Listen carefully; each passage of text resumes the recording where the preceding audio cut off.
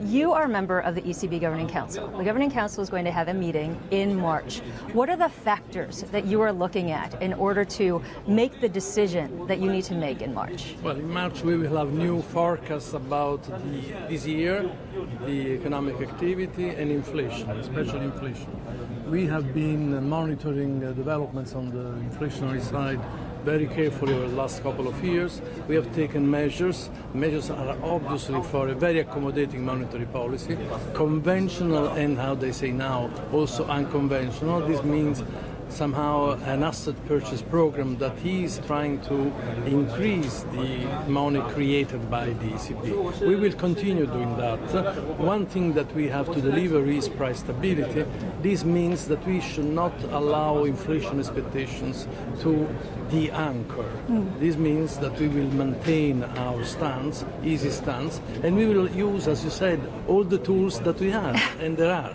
Governor Visco, I wanted to get your reaction, though, to the German finance minister who was speaking today and said that the expansionary policies, both on the fiscal side and monetary side, could be laying the foundation for the next crisis. Yeah. What do you think? No, I don't believe that.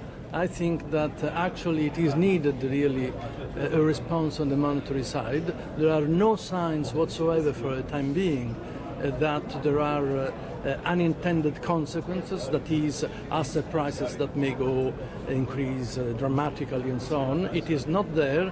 We are a state of downward risks on the real activity side. Obviously, we have to be very careful, but we have the tools also to counter any unintended consequences via specific policies.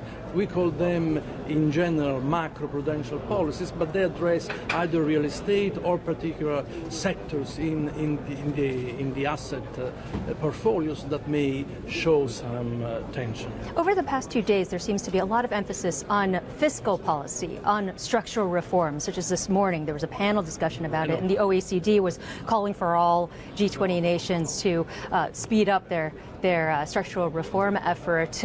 That, in theory, would help to alleviate some of the pressure on the central banks. How do you see these efforts all working in tandem? Well, first of all, I have been the chief economist of the OECD about 15 years ago, so I have to sponsor that. And I agree. I think that structural reforms are very important. But, you know, a structural reform is a catch-all word. So you have to have specific structural reforms for each country or each area in the world. And I think we are all engaged in that.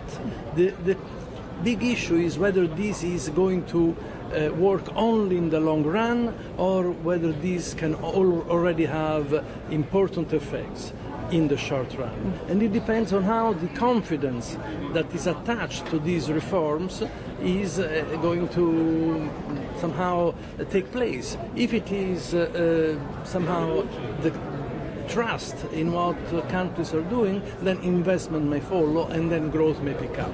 So this is very important. So it has to be country by country, and it has also, I think, to be accompanied by an attention at the demand consequences. Yeah.